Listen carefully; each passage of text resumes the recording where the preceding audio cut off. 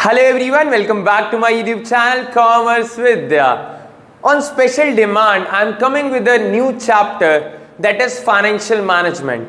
Business का बहुत ही tough chapter पूरे सिलेबस का, जो कि मुझे बहुत स्टूडेंट्स ने बोला इसके ऊपर एक फुल चैप्टर के ऊपर एक रिवाइज्ड वीडियो डालने के लिए। आपके सितंबर एग्जाम्स आने वाले हैं, तो इस चैप्टर में मैंने प्रॉपर कवर करने की कोशिश करी है सारे टॉपिक्स, जितने भी टॉपिक इस चैप्टर के बनते हैं और जितने सीबीएसई में आ सकते हैं और जितने आपके सितंबर एग्जाम में केस स्टडी आ सकती है। पूरी वीडियो को अच्छे से देखना। एंड में मैंने केस स्टडीज भी डिस्कस करी हैं, जिसमें मैं आपको बताऊंगा कि हाँ, यहाँ पे अगर ये केस स्टडी आती है तो how you can tackle that particular case study with proper logic, और कैसे अटेम्प्ट कर सकते हो केस स्टडी का, क्योंकि इसमें बहुत कंफ्यूज्ड टॉपिक्स हैं like financial management, financial planning, fixed working capital, ठीक है, और भी बहुत सारे कैपिटल स्ट्रक्चर, डिविडेंड डिसीजन, बहुत सारे डिसीजंस के ऊपर केस स्टडीज आती हैं। बहुत आसान तरीके से इन चीज़ों को समझाने की कोशिश करता हूं, बस आप कॉन्सेप्ट को पकड़ना। ध्यान रखना, इस टॉपिक का मेजर कंसर्न कॉन्सेप्ट के ऊपर है। अगर कॉन्सेप्ट समझ में आ गया, you will be able to attempt the case study in a very efficient manner. अगर नहीं आया तो आप केस स्टडी में कुछ भी लिख के आओगे and that will be on off use. Okay, let's start with the topic financial management. अब फाइनेंशियल मैनेजमेंट का सिंपल मीनिंग क्या है? हमें फाइनेंस को मैनेज करना है। अगर आपको लग रहा है एक केस स्टडी आई है और उसमें पैसा कहां से आएगा, पैसा कहां लगाना है और पैसा कितना रिटेन करना है, सब कुछ है, तो मतलब फाइनेंशियल मैनेजमेंट है। सारे टॉपिक काउंट हो रहे हैं, इसका मतलब ये है। पहले फाइनेंशियल मैनेजमेंट का मीनिंग बताता हूं। मान लो मैंने एक कैफे ओपन करना है, कैफे ओपन करना है, मुझे लग रहा है कि मेरी जो फंडिंग है वो 40 लाख रुपए है। 40 लाख रुपए लगेगा मुझे कैफे ओपन करने के लिए। So what exactly I have to do is, मुझे पहले तो सोर्सेज देखने पड़ेंगे, सोर्सेज ऑफ फंड्स, पैसा आएगा कहां से। सेकंड, हाउ टू इन्वेस्ट, ये लगाऊं कहां, ये कैफे जो ओपन करना है कहां ओपन करना है, लोकेशन क्या होगी, सोसाइटी कौन सी होगी, कैसा कैफे ओपन करना है, क्या सर्विसेज देनी है, क्या प्रोडक्ट देने हैं, ये सारा हाउ टू इन्वेस्ट में आता है। 1 साल बाद मेरे को पैसा आ गया, 1 साल बाद मेरी अर्निंग शुरू हो गई, तो उसको बांटना कैसे है, कितना रिटेन रखना है और कितना शेयर होल्डर्स को देना है। ये 3 चीजें हमने चैप्टर में फुल फ्लेजेडली पढ़नी है। इन तीनों को मिक्सचर, तीनों का कॉल्ड फाइनेंशियल मैनेजमेंट। मैंने एक बिजनेस करना है, कैफे करना है, 40 लाख रुपए चाहिए, मुझे ये नहीं समझ आ रहा पैसा आएगा कहां से, दोस्तों से, रिलेटिव से, बैंक से या शेयर मार्केट से। अब सेकंड, मुझे ये नहीं पता मैं ओपन कहां पे करूं, मैं बिजनेस ओपन कहां पे बिजनेस लगाऊं अपना, तो वो कहां पे पता चलेगा मेरे को, सोसाइटी कैसी है जहां मेरे को करना है, मेरे को सिटी कौन सी में करना है, कौन सी स्टेट में करना है, कैसे ओपन करना है, क्या रहेगा क्राइटेरिया, प्रोडक्ट्स क्या होंगे, सर्विसेज क्या होंगी, that is called how to invest. Third, अगर पैसा आ गया 1 साल बाद, अब मैंने जिनसे पैसा लिया उनको वापस भी तो करना है। सेकेंडली, उनको इंटरेस्ट भी पे करना है, उनको डिविडेंड भी पे करना है। That is all about this decision. Financial management includes 3 major decision: financing decision, investment decision and dividend decision. पैसा कहां से आएगा, that is called financing decision. ध्यान रखना, केस स्टडी के लिए आपको ये पता होना बहुत ज्यादा जरूरी है। पैसा कहां से आएगा, that is called financing decision. पैसा कहां पे लगाओगे, that is called investment decision. पैसा कितना रखना है, कितना डिस्ट्रीब्यूट करना है, that is called dividend decision. ये आपको पता होना चाहिए, कितना पैसा आपने रखना है, कितना पैसा आपने डिस्ट्रीब्यूट करना है, कितना पैसा आपने इन्वेस्ट करना है। ये 3 मेजर डिसीजन है फाइनेंशियल मैनेजमेंट के अंदर। हमें ऐसा डिसीजन लेना है जिससे हमारी वेल्थ मैक्सिमाइजेशन हो जाए। सर इसका क्या मतलब होता है, अभी बताते हैं। वेल्थ मैक्सिमाइजेशन, ये सबसे बड़ा ऑब्जेक्टिव है फाइनेंशियल मैनेजमेंट का। ये ऑब्जेक्टिव है फाइनेंशियल मैनेजमेंट का, हमारी वेल्थ मैक्सिमाइज हो जाए। वेल्थ का मतलब जितना मेरे पास पैसा पड़ा है वो बढ़ जाए। ये कैसे बढ़ेगा? शेयर होल्डर जिन्होंने मेरी कंपनी के शेयर खरीदे हुए हैं, अगर उसकी वैल्यू बढ़ जाए तो मतलब वेल्थ मैक्सिमाइजेशन। और शेयर की वैल्यू बढ़ती कब है? जब कंपनी में प्रॉफिटेबिलिटी दिखनी शुरू हो जाए, कंपनी की ग्रोथ अच्छी हो जाए, तब हमारी वेल्थ मैक्सिमाइजेशन हो जाती है। तो कह रहे ऐसे जगह पे पैसा लगाओ जहां से आपका बिजनेस आगे बढ़ना शुरू हो जाए, आपका बिजनेस ऊंचाइयों पे जाए, ऐसा आपको डिसीजन लेना है। That is called investment decision. Case study के अंदर अगर आपको कहीं पे लग रहा है कि पैसा कहां से आए, इसके बारे में बात चल रही है, I need to raise 100 crores and I am little confused how I can raise that money. Case study बनी प्रॉपर, उसमें ये वर्ड्स लिखे हुए थे, financing decision. I have funds, पैसा आ गया, I am little confused where to invest, कहां पैसा लगाऊं। मैंने ओपन करनी है नई ब्रांच, मैंने बिल्डिंग पे पैसा लगाना है, मैंने प्लांट पे पैसा लगाना है, मैंने मशीनरी पे पैसा लगाना है।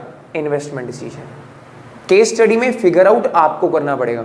Specifically for CBSE students I am telling you, ध्यान रखना केस स्टडी में इन्वेस्टमेंट डिसीजन है या फाइनेंसिंग डिसीजन है। पंजाब बोर्ड के लिए डायरेक्ट क्वेश्चन आता है, they need not to worry, उनको डायरेक्ट आएगा फाइनेंसिंग डिसीजन क्या होता है, इन्वेस्टमेंट क्या होता है, इसके फैक्टर्स क्या हैं। बट सीबीएसई के लिए प्रॉपर केस स्टडी आएगी, from where you have to figure out what exactly they wanted to understand. ठीक है, तो इन्वेस्टमेंट डिसीजन में पैसा कहां लगाना है, नई ब्रांच ओपन करनी है, मैंने नया ऑफिस ओपन करना है, मैंने नई फ्रेंचाइजी देनी है, मैंने कुछ भी नया करना है, नई प्रोडक्ट लाइन बनानी है, कुछ भी नया करना है, पैसा लग रहा है जहां पे, this decision is also called capital budgeting decision. ध्यान रखना, कंफ्यूज मत होना, इसका दूसरा नाम है कैपिटल बजटिंग डिसीजन। साथ साथ लिखते रहना अगर कंफ्यूज हो जाओगे तो। Capital budgeting decision, longer term के लिए कितना भी पैसा लगा रहा हूं मैं, that is called investment decision और कैपिटल बजटिंग डिसीजन। अब इसके बाद डिसीजन है डिविडेंड। इसका मतलब क्या है, मान लो मैंने 10 लाख रुपए कमाए पहले साल, 10 लाख रुपए कमाए।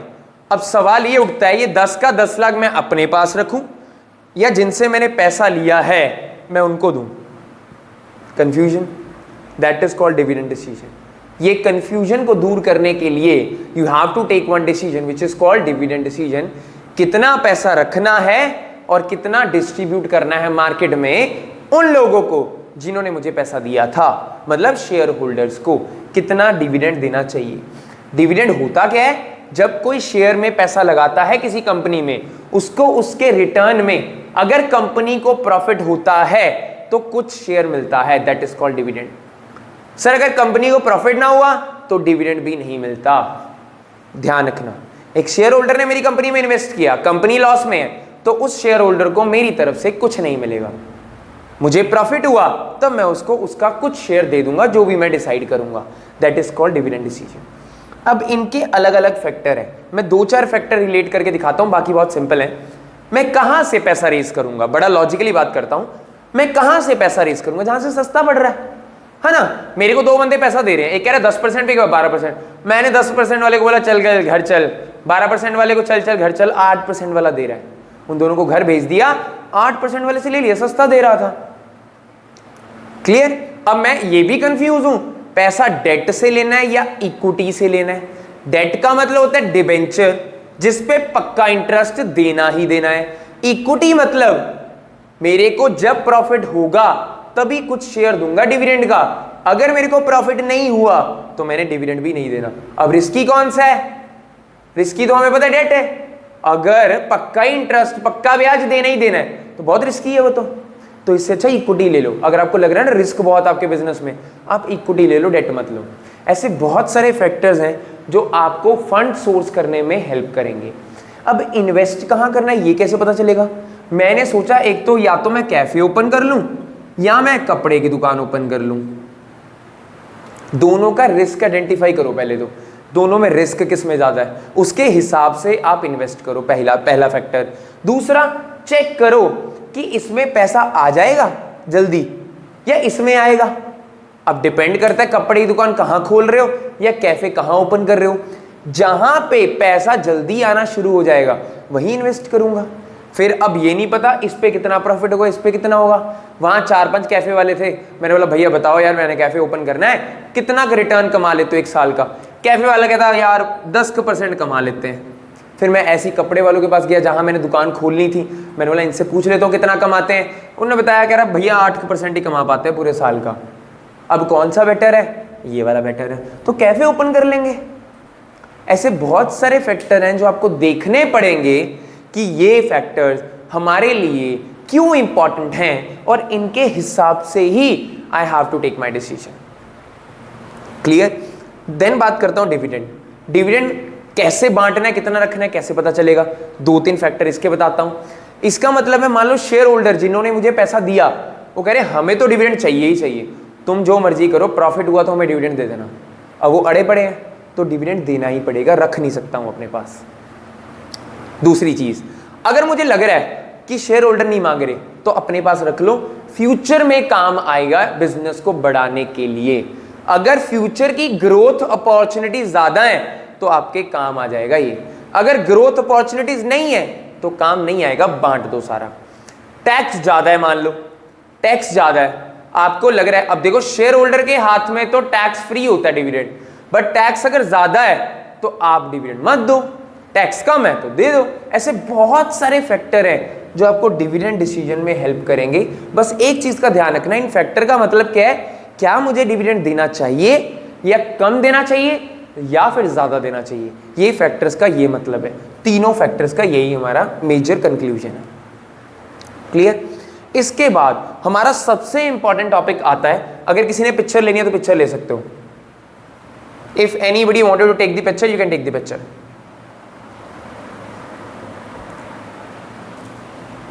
डन। चलो इरेज कर रहा हूं मैं। अब बात करते हैं इसी टॉपिक में से सबसे इंपॉर्टेंट, जो कि टॉपिक का नाम क्या है, कैपिटल स्ट्रक्चर, जिसका प्रैक्टिकल भी करवाता हूं एक, जो कि पिछली बार भी एग्जाम में आया था।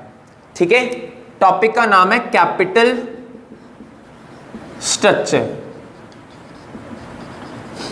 कैपिटल स्ट्रक्चर का मतलब कितना डेट लेना है, कितना इक्विटी लेना है। अब काफियों को अभी तक कंफ्यूजन होगी डेट इक्विटी में, दोबारा क्लियर करता हूं बिल्कुल बेस बना के। मैंने पैसा उठाना है मार्केट से, मैंने नया बिजनेस करना है या पुराने बिजनेस के लिए मेरे को पैसा चाहिए, मैंने पैसा उठाना है। डेट का मतलब वो लोग जो कह रहे देखो भाई साहब तुम्हें फायदा हो तुम्हें नुकसान हो, मुझे ब्याज चाहिए 10% पक्का, उसको बोलते हैं डेट। तुम्हें नुकसान हो तुम्हें फायदा हो, मुझे मतलब नहीं है, 10% मेरा साइड में रख देना, मेरे को तो चाहिए ही चाहिए, उसको बोलते हैं डेट। इक्विटी मतलब भैया मैं पैसा दे देता हूं, अगर प्रॉफिट हुआ ना तो मुझे डिविडेंड दे देना, अगर प्रॉफिट हुआ तो डिविडेंड मिलेगा इनको।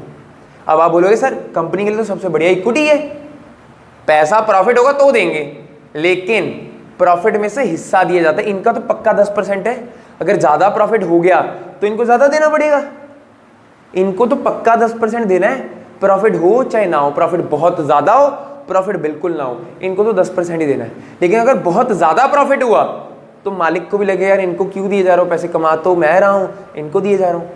तो ये कंफ्यूजन है, कितना डेट कितना equity, that is called capital structure. Mixture of debt and equity. किसी भी बिजनेस में डेट एंड इक्विटी के अलावा ना ही सारा डेट होना चाहिए ना ही सारा इक्विटी होना चाहिए अगर बिजनेस ने सक्सेसफुल बनना है तो। केस स्टडी आ जाए, what do you think what is the best optimum capital structure, full debt और full equity? You have to answer mixture of debt and equity is the optimum capital structure. I'm not talking about percent, 60%, 50%, 50%, 50%, 40%, 60%, no. Just mixture. वो depend करेगा company to company, ये mix का proportion क्या है। काफी company के लिए 30-70 बहुत अच्छा काम कर रहा है, काफी के लिए 60-40 काम कर रहा है, काफी के लिए 70 और 30 काम कर रहा है, काफी के लिए 80-20 काम कर रहा है। मिक्स होना चाहिए, that depends upon company to company, industry to industry. ठीक है, अब डेट और इक्विटी के मिक्सचर को बोलते हैं कैपिटल स्ट्रक्चर। आपने अपनी कैपिटल का जो ढांचा है, स्ट्रक्चर है, वो कैसा रखना है, कितना डेट और कितना इक्विटी, इसमें से प्रैक्टिकल आता है और मैं समझाने वाला हूं प्रैक्टिकल। ध्यान रखो, EBIT मान लो 4 लाख है, क्या बोलते हैं इसको, earning before interest and taxes. Interest rate आपके पास दिया हुआ है मान लो 10%, टैक्स रेट आपके पास मान लो दिया हुआ है 30%, फेस वैल्यू मान लो आपके पास दी हुई है 10 रुपीज, ये आपको दिया हुआ है। और उन्होंने बोला अब कंपनी के पास 2 ऑप्शन है, और मैं दोनों ऑप्शन यहां पे लिख रहा हूं, ध्यान से समझना, ये प्रैक्टिकल पेपर में आ जाता है, लास्ट टाइम भी आया था। मान लो ABC कंपनी है, उन्होंने 30 लाख रुपए रेज करना है, 30 लाख रुपए रेज करना है मार्केट से। अब वो दिक्कत में है कितना डेट और कितना इक्विटी करे। उन्होंने ना 2 ऑप्शन चूज करे, पहला ऑप्शन A, दूसरा ऑप्शन B। पहला ऑप्शन वो कह रहे ऐसा करते हैं, 10 लाख का डेट ले लेते हैं, 20 लाख की इक्विटी ले लेते हैं। अब एक और ऑप्शन कह रहे इक्विटी ले लेते हैं 10 लाख की, डेट ले लेते हैं 20 लाख का। 2 ऑप्शन है उनके पास, 30 लाख को रेस करने के लिए 2 ऑप्शन है, या तो 10 लाख डेट से ले लूं, 20 लाख इक्विटी से ले लूं, या 20 लाख डेट से ले लूं, 10 लाख इक्विटी से ले लूं। मैंने वाइस वर्सा कर दिया। अब इन दोनों में से हमें ABC लिमिटेड को बताना है कौन सा ऑप्शन बेस्ट है। आप बोलोगे सर ये तो हम बता देंगे, कैसे बताएंगे, एक फैक्टर है that is called EPS, earning per share. What does it mean, earning per share. एक शेयर के पीछे शेयर होल्डर की कितनी अर्निंग होने वाली है, that is called earning per share. ध्यान से दोबारा, अगर बाहर एक शेयर होल्डर बैठा है, उसने मेरी कंपनी में पैसा लगाया, एक शेयर होल्डर के पीछे, एक शेयर के पीछे वो कंपनी से कितना पैसा कमाएगा, दैट इज कॉल्ड EPS, उसको बोलते हैं अर्निंग पर शेयर। अब सर निकालोगे कैसे, बहुत सिंपल है, ये हमें तरीका दिया हुआ है। अब मैं इसको यहां पे लिख रहा हूं। सबसे पहले देखो EBIT, साथ साथ करोगे बहुत अच्छे से समझ आएगा। Earning before interest and tax, दोनों सालों में कंपनी की अर्निंग 4 लाख है। इसका मतलब कह रहे चाहे ये वाला मिक्सचर ले लो, चाहे ये वाला मिक्सचर ले लो, बिजनेस आपको 10 लाख तो देगा ही देगा। आप कोई सा भी ले लो, ठीक है। आप चाहे 4 लाख रुपए इस पे कर लो, चाहे 4 लाख इस पे कर लो, चाहे 30 लाख यहां लग रहा है, 30 लाख यहां लग रहा है, तो कमाओगे तो 4 लाख ही दोनों साइड, ये तो क्लियर है। अब लेस करते हैं इंटरेस्ट। सबसे पहले इंटरेस्ट माइनस होगा। इंटरेस्ट कैसे लगता है, मैंने आपको बताया ना, डेट पे इंटरेस्ट लगता है, इस पे नहीं लगता, इस पे डिविडेंड लगता है, और वो भी प्रॉफिट पे। तो डिविडेंड पे कुछ नहीं लेना, डेट पे इंटरेस्ट। कितने परसेंट है इंटरेस्ट, 10। डेट कितना है, 10 लाख का, 10 लाख का 10% कितना हुआ, 1 लाख। मतलब 1 लाख रुपए तो ब्याज निकाल दो पहले ही। कितना बचा, 3 लाख। इधर कितना डेट है, 20 लाख का, कितने परसेंट, 10%, कितना, 2 लाख।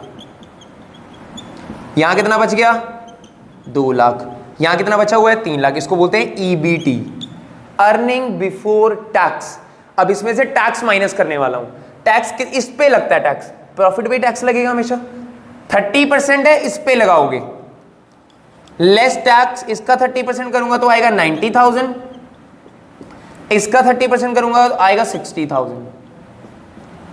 अब आपके पास आंसर आ गया है 2,10,000, 2,10,000, 1,40,000। इसको बोलते हैं EAT, अर्निंग आफ्टर टैक्स। अब आप मेरे को एक बात बताओ, पहले ऑप्शन पे 2,10,000 आ रहा है, दूसरे ऑप्शन पे 1,40,000 आ रहा है। आप बोलोगे सर अभी तक तो हमें ये लग रहा है पहले ऑप्शन में बढ़िया प्रॉफिट आ रहा है, पहले ऑप्शन में कंपनी के पास बढ़िया प्रॉफिट आ रहा है, तो ये सही है। सारा कुछ निकालने के बाद कंपनी ने 2,10,000 रुपए बचा लिए। इस केस में सारा कुछ करने के बाद कंपनी ने 1,40,000 बचा लिए। बट पैसा बचाया कितना प्रॉफिट, ये हमारा सॉल्यूशन नहीं है। हमारा ऑब्जेक्टिव मैंने बताया था ना क्या है, वेल्थ मैक्सिमाइजेशन। फाइनेंशियल मैनेजमेंट का ऑब्जेक्टिव क्या है, वेल्थ मैक्सिमाइजेशन। वेल्थ मैक्सिमाइजेशन मतलब ईपीएस। हमने देखना है इन दोनों में से ईपीएस किसका ज्यादा है। सर ईपीएस कैसे निकालते हैं, देखो इधर ईपीएस का फॉर्मूला है EAT, earning after tax upon number of shares. EAT पता कितना, 2,10,000, इसका 1,40,000, नंबर ऑफ शेयर नहीं पता। सर नंबर ऑफ शेयर कैसे निकलेंगे, बिल्कुल बताते हैं। इक्विटी कितनी है इस केस में, 20 लाख। एक शेयर की वैल्यू कितनी है, 10 रुपए, तो 20 लाख डिवाइडेड बाय 10 रुपए। यहां 10 लाख डिवाइडेड बाय 10 रुपए, मतलब जितनी कैपिटल है इक्विटी उसको शेयर से डिवाइड कर दो, आपके पास क्या आ जाएगा, आपके पास दिख जाएगा कितने शेयर्स आपके पास हैं। अब ए ऑप्शन का निकालूं तो 2,10,000 divided by 20 lakh divide by 10 कितने आ गए, 2 लाख। बी ऑप्शन में 1,40,000 डिवाइडेड बाय कितने का एक शेयर, 1 लाख। 10 लाख थे डिवाइड बाय 10, 1 लाख। अगर इसको काट दोगे आप 14 डिवाइडेड बाय 10 1.4। अगर इसको काटोगे ये कटेगा नहीं, इतना ही आएगा 21.20। अगर चेक करोगे तो ये कम आएगा। अगर हम अभी चेक कर लें इसको, इसकी वैल्यू आएगी 1.05। किसका ईपीएस ज्यादा है, ए का बी का, बी का। आप तो यहां पे बोल रहे थे सर ए बेस्ट है क्योंकि ए का प्रॉफिट ज्यादा है, बट ईपीएस कम है, शेयर होल्डर को पैसा कम मिलेगा, यहां पे ज्यादा मिलेगा। तो कौन सा बेस्ट है, option B is the best. ऐसे बहुत सारे ऑल्टरनेट के साथ आप ये चेक कर सकते हो कौन सा ऑप्शन बेस्ट है। दिस इज कॉल्ड ईपीएस, जिसमें हमने देखा कौन सा कैपिटल स्ट्रक्चर बेस्ट है। फोटो लेना चाहते हो तो फोटो ले लो, 5 सेकंड दे रहा हूं।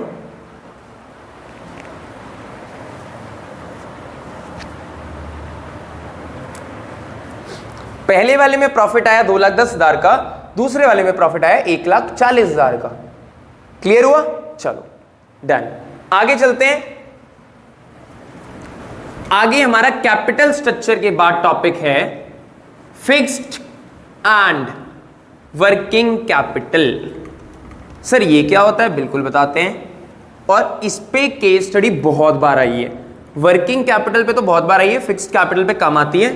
वर्किंग कैपिटल में तो अगर आप अपनी बुक में भी देखोगे ना, या कहीं भी ऑनलाइन गूगल वगैरह पे देखोगे, बहुत केस स्टडीज है, अभी समझाऊंगा। अभी पहला है फिक्स्ड कैपिटल, वर्किंग कैपिटल। एक और टॉपिक इसके बाद है फाइनेंशियल प्लानिंग, फिर ये चैप्टर ओवर हो जाएगा। Fixed capital, working capital. Fixed capital मतलब क्या होता है, हमने पैसा लगाया लॉन्गर पीरियड ऑफ टाइम के लिए। सर ये तो वही बात हुई इन्वेस्टमेंट डिसीजन वाली। यस, ये दोनों चीजें इन्वेस्टमेंट डिसीजन का ही पार्ट है। दोबारा बता रहा हूं, फिक्स्ड कैपिटल, वर्किंग कैपिटल, ये दोनों इन्वेस्टमेंट डिसीजन का ही पार्ट है। इन्वेस्टमेंट डिसीजन जो हम लेते हैं, नई ब्रांच ओपन करने का, ऑफिस खोलने का, बिल्डिंग बनाने का, that is called fixed capital.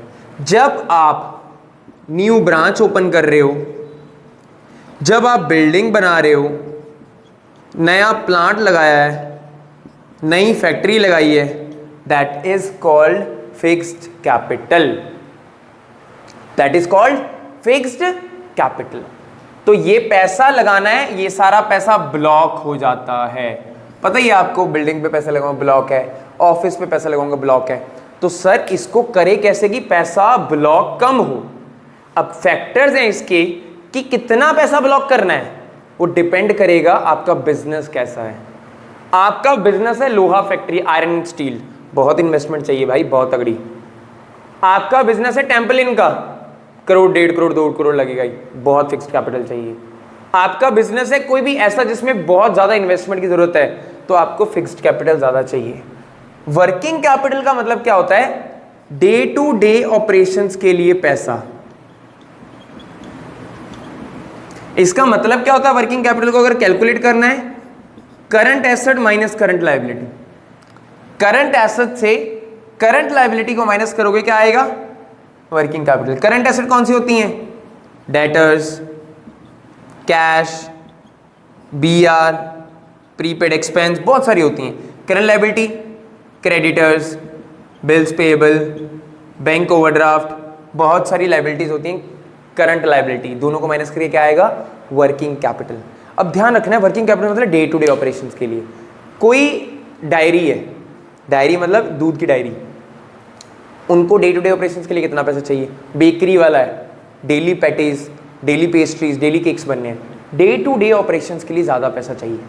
Clothes business, कपड़े का बिजनेस है, उसके एक बार स्टॉक रखा लेके आ गया, अब ज़्यादा सामान लाने की जरूरत नहीं है, ज़्यादा फिक्स चाहिए, वर्किंग नहीं चाहिए। वर्किंग मतलब डे टू डे ऑपरेशंस के लिए आपको ज़्यादा पैसा चाहिए, ना कि फिक्स्ड के लिए। डे टू डे ऑपरेशंस के लिए उनको पैसा चाहिए होता है जिनका पेरिशेबल गुड्स का काम है, जिनको डेली पैसा आना चाहिए, डेली पैसा जाना चाहिए, डेली पैसा आना चाहिए। इसमें एक चीज का ध्यान रखना, बहुत इंपॉर्टेंट चीज बताने वाला हूं, ऑपरेटिंग साइकिल। बहुत बार केस स्टडी आई है, बच्चों को समझ में नहीं आता ऑपरेटिंग साइकिल होता क्या है। ऑपरेटिंग साइकिल का मतलब, मान लो मैंने 1 जनवरी को सामान बनाया, मैंने 1 जनवरी को सामान मंगवाया, बनाया नहीं मंगवाया, रॉ मटेरियल,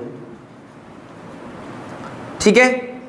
15 जनवरी तक वो वर्क इन प्रोग्रेस में है, 15 फरवरी को वो फिनिश गुड बन गया, सामान बन के तैयार है। 15 फरवरी से मान लो 5 मार्च को वो शॉप पे आ चुका है, अब बेचना है, 15 मार्च को वो बिका, शॉप पे सेल हो गया, उधारा, कैश नहीं उधारा, 3 महीने बाद पैसे दूंगा कहता, 15 जून को पैसा आया। 1 जनवरी का रॉ मटेरियल खरीदा हुआ 15 जून को जाके कन्वर्ट हो रहा है। इसका मतलब है ऑपरेटिंग साइकिल, कितनी देर में जो आपने पैसा लगाया वो आपके पास वापस आएगा, उसको ऑपरेटिंग साइकिल बोलते हैं।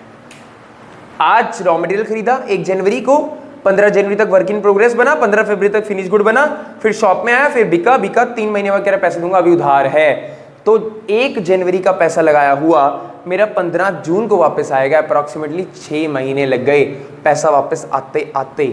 जिसका ये साइकिल बड़ा है उसको वर्किंग कैपिटल ज़्यादा चाहिए, जिसका साइकिल छोटा है उसको वर्किंग कैपिटल कम चाहिए। सॉर्टेड। अब मुझे लग रहा है मेरे पास पैसा बहुत है, मैंने ना अंदर सेव करके रखा हुआ, तो वर्किंग कैपिटल की रिक्वायरमेंट नहीं है, कम चाहिए। मेरे पास अंदर पैसा ही नहीं है तो वर्किंग कैपिटल ज़्यादा चाहिए। अब मेरे पास चाहने वाले बहुत है, मेरे बाहर बैठे हैं कि रोहित को पैसा दे देंगे, तो लेस वर्किंग कैपिटल चाहिए। बाहर है ही नहीं कोई मेरा, ज़्यादा वर्किंग कैपिटल चाहिए। ऐसे बहुत सारे फैक्टर है जो आपको देखने पड़ेंगे वर्किंग कैपिटल बनाने में। अगर नहीं बनाओगे तो आपके लिए प्रॉब्लमेटिक चीज़ है वो। क्लियर। अब इसके बाद हमारा लास्ट टॉपिक है, इसकी फोटो लेनी है तो ले सकते हो, जल्दी ले लो।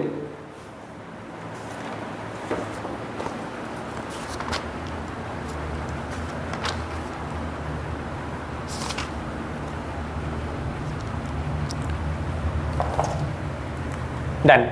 Last topic, financial planning. Financial planning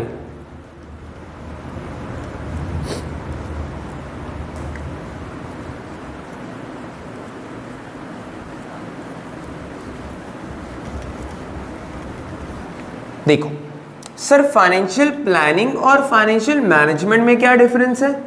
अभी बता देते हैं जी क्या डिफरेंस है और केस स्टडी में कैसे फिगर आउट करना है। फाइनेंशियल प्लानिंग का मतलब होता है हमें क्वांटम और टाइम दोनों चीजों का एक ब्लूप्रिंट रेडी करना है। क्वांटम और टाइम दोनों का एक ब्लूप्रिंट रेडी करना है। फॉर एग्जाम्पल, मुझे 50 करोड़ रुपया चाहिए 4 सितंबर को, मेरे बर्थडे वाले दिन मुझे 4 सितंबर को 50 करोड़ रुपया चाहिए। अब बंदा पैसे दे रहे 3 सितंबर को, या बंदा पैसे दे रहे 6 सितंबर को, या बंदा पैसे दे रहे 40 करोड़ या दे रहे 60 करोड़, ये सब गलत है। मैंने क्या बोला? 50 करोड़ चाहिए 4 सितंबर को, तो मुझे 50 करोड़ ही चाहिए और वो भी 4 सितंबर को ही चाहिए, ना पहले ना बाद में, ना कम ना ज्यादा। ये सारी चीजों की मैनेजमेंट फाइनेंशियल प्लानिंग में आती है। सही टाइम पे अगर पैसा मेरे पास आ गया मतलब फाइनेंशियल प्लानिंग अच्छी है। पहले आ गया वो भी गलत है, बाद में आया वो भी गलत है, कम आया वो भी गलत है, ज्यादा आया वो भी गलत है। अब आप बोलोगे सर पैसे जल्दी आ गए तो दिक्कत क्या है? दिक्कत ये है कि इंटरेस्ट भी तो पे करना पड़ेगा, और ज्यादा आ गए तो उसका ब्याज कौन देगा? मुझे चाहिए ही नहीं वो पैसा। मेरे अकॉर्डिंग 50 करोड़ चाहिए, क्यों लेके आए हो 60 करोड़? 10 करोड़ का फालतू में इंटरेस्ट क्यों देना? तो बिजनेस का रूल है जितना चाहिए अगर टाइम पे आ जाए तो वो फाइनेंशियल प्लानिंग अच्छी है। ब्लूप्रिंट पहले रेडी करके रखो। अगर जो चाहिए वो ना आए और टाइम पे ना आए, इट मींस कि फाइनेंशियल प्लानिंग सही नहीं है। क्लियर हुआ? This is called financial planning. दो वर्ड का ध्यान रखना है केस स्टडी में, क्वांटम और टाइम। इसका सबसे इंपॉर्टेंट टॉपिक है इंपॉर्टेंस। बहुत बार केस स्टडी आई है इंपॉर्टेंस ऑफ फाइनेंशियल प्लानिंग की। सी पंजाब बोर्ड को direct what do you mean by financial planning, what is its importance, and CBSE को केस स्टडी में आता है फाइनेंशियल प्लानिंग, जिसमें आपने फिगर आउट करना है और उसके नीचे लिखा होता है कि आपको उसकी इंपॉर्टेंस बतानी है, क्यों जरूरी है। वेल्थ मैक्सिमाइजेशन वही फाइनेंशियल मैनेजमेंट वाला, टाइम पे पैसा आ जाएगा, पैसा खराब नहीं होगा, रिटर्न अच्छी होगी, बिजनेस में रिटर्न, बहुत सारे पॉइंट्स हैं, सिंपल पॉइंट्स हैं, you will be able to figure out. But एक चीज का ध्यान रखो, मतलब क्या है? सही टाइम पे पैसा आ जाए जो मुझे चाहिए, ना पहले ना बाद, उसके ब्लूप्रिंट को फाइनेंशियल प्लानिंग बोलते हैं। That's it. तो ध्यान रखना, इसकी इंपॉर्टेंस को अच्छे से पढ़ के चले जाना। देन अब मान लो केस स्टडी है सिंपल सी, mister X limited, they are planning to raise funds of 100 crore and they have a plan that they can raise it from debt और इक्विटी। इससे डेट और इक्विटी से प्लान कर सकते हैं। Now they raised debt of rupees 50 crore before the due date, it means they are falling back in financial planning and they are not able to raise the exact finance they are looking for. It means again they are falling back in financial planning, सही amount लेके नहीं आ पाए। तो ये आपको ये समझ लेना है। अब एक और केस स्टडी बताता हूं। मान लो mister Y limited, mister Y था, वो XYZ लिमिटेड में काम करता था, एक फाइनेंस मैनेजर था। उसको ये नहीं पता लग रहा कि वो कितना डिविडेंड डिस्ट्रीब्यूट करे और कितना रखे। ये केस स्टडी में लिखा हुआ है। उसमें 2-3 फैक्टर लगा दिए उन्होंने फैक्टर कैसे लगा दिए, मैं बुक से एक बार पढ़ के आपको बता देता हूं।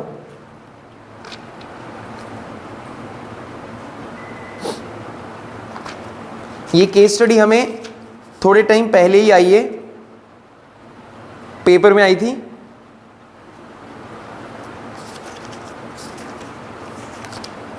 यस, उनकी अर्निंग्स स्टेबल है, कंपनी की अर्निंग्स स्टेबल है तो डिविडेंड दे दो।